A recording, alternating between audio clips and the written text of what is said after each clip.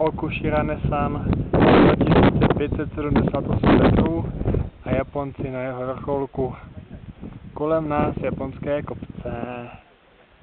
Tam za chvilku ještě budeme.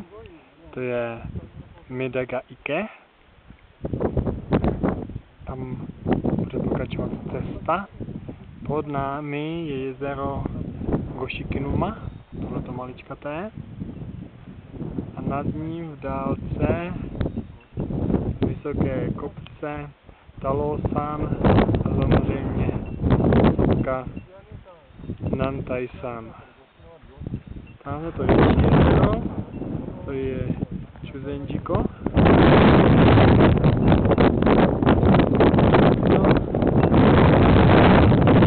Možná můžeme dohlednout tady do Nagana. Když tam olympiáda, tam někde Češi vyhráli